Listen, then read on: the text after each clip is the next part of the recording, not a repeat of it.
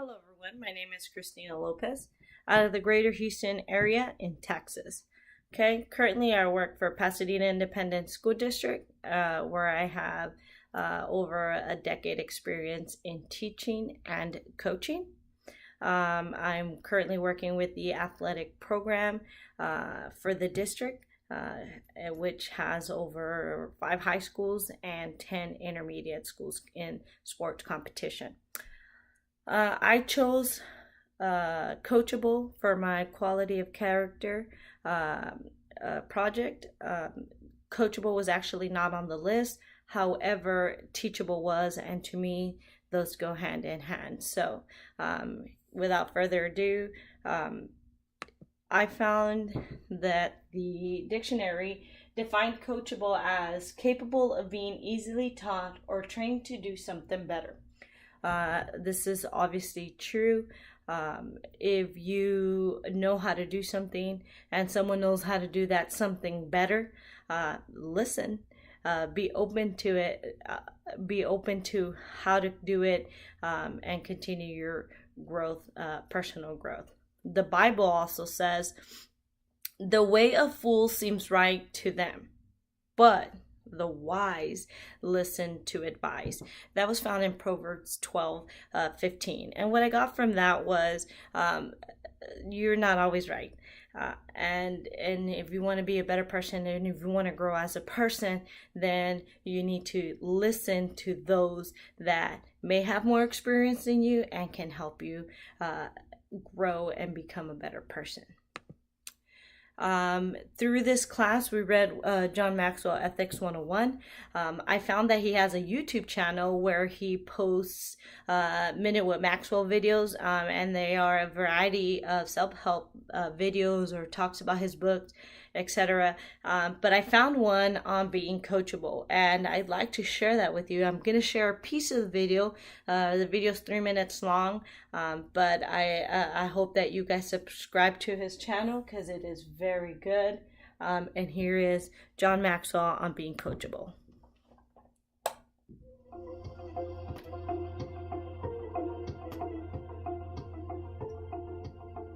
Hi there, John Maxwell here. Welcome to Minute with Maxwell. I'd like to talk to you on the principle of being coachable, or I may even use another term here because it's really the same, being teachable. You see, a person that is coachable or teachable, the characteristic of that is the fact that they want to learn. And the key is they want to learn. When I look at a person and I try to determine what their capacity is as a leader, how far can they go, how much can they do, I sometimes look at their ability. And that will help and tell me a lot, because what they've accomplished in their past tells me at least what they can accomplish in the present, and I can build off of that. But the question is more than just what is their ability and what have they done. The question is, what is their attitude? You see, when I look at a person, I have to ask myself, can she do this, and will she do this? Can is all about ability, and will is all about attitude. And a person that's coachable, a person that's teachable, they not only do the will, they do the can. They do them both. They have the ability and they have the attitude. And there's nothing that takes you and helps you reach your potential more than to utilize both. I've known people that didn't have the ability, but they had a great attitude, and so you love them, but they could only go so far. I've known people that had great ability, but they didn't have the teachable spirit and attitude, and so therefore they could have gone a long way, but they go only a short way. So it's true. A person that is coachable has to have both the desire to want to do something and the ability to do it. So, you could teach the ability, but they have to have the desire. So why be coachable? Okay. Hard work beats talent when talent doesn't work hard. Kevin Durant said that after being drafted, and it became super famous. And he was right. No matter how much talent you have, if you don't work hard, there's somebody out there that's going to be working just as hard or harder than you and become better than you.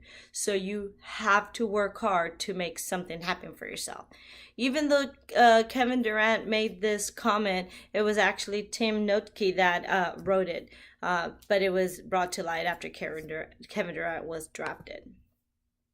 Coachable equals a desire to discover. So having the ability, which means the possession of the mean or the ability to do something, or an attitude, your way of thinking, your way of feeling about something or someone. And when you put both together, okay, ability plus attitude, then you get coachable. Any athlete, any person who comes in with a positive attitude will be more likely to try any skill taught without hesitation, understanding the process without losing the will, okay, and not having the fear to fail. So attitude plus ability. Why I want coachable athletes, I rather have 1,000 coachable athletes than superstar athlete, because I know I can teach any skill to any kid that wants to learn it. It's like Dr. Ramsey said, basketball, like all sports, is predictable on the execution of the fundamentals. The coach is the teacher and the fundamentals are his subjects. My story that I'd like to share with you comes from a team I had at Queens Intermediate. And I had 4 different types of coachable people I had to deal with. Okay. The first type was the not so coachable person. And this is the person who only took actions on their own and didn't listen to anything that I had to say. I had the selective coaching, which was the person who only took action when they agreed with what I was saying. I had the reluctantly coachable people who did listen but were very nervous because they didn't really trust me. And then I had the completely coachable kids who listened to me at any cost. And in order to make my team be successful, I had to really mix and match all of their styles of coachability so that it could really improve the chemistry and the dynamic of our team. My reluctantly coachable person was a great player who played select ball. She just was not very trusting. My completely coachable kid had just the best attitude, good abilities, and always learned. My not so coachable person was my assistant coach, who didn't want to follow my lead and wanted to do her own things in her own way all the time. And my selective coachable person was the best athlete I had, who had all the ability but a horrible attitude. So in order for me to help them and create a good team dynamic, I had to help the not coachable person, my assistant coach, and encourage them to trust me and improve our personal relationship so that it could improve our work relationship. My selectable coachable, I had to address her emotional and mental needs so that her attitude can change and her attitude can match her ability. My reluctant coachable kid, I had to help her increase her trust in me, and I did that by always giving her positive directions and positive praise.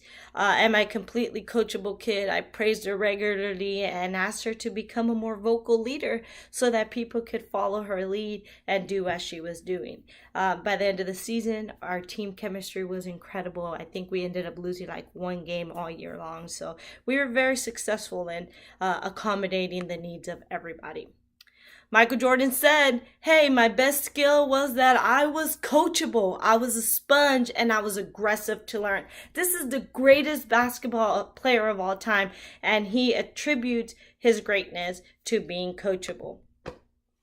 In the book, Teaching Character Through Sports, Successful Coaching, it talks about not being afraid to fail. And if you did fail, it was a lesson to be learned. So I absolutely love this book and this quote in this book. And it just really speaks about us being open to be able to do things differently. Maxwell Jordan Brown had it right. Being coachable will maximize your opportunity for personal growth. Talent simply is not enough to be successful. In being a coach and being an athletic director, it is so important for you to be a coachable person, to be a leader, so you can best help anybody in your program to be successful. So that's all I got for you folks. Thank you. And I hope that you guys feel a little bit about coachable people like the way I do. Thank you guys and have a good, blessed week.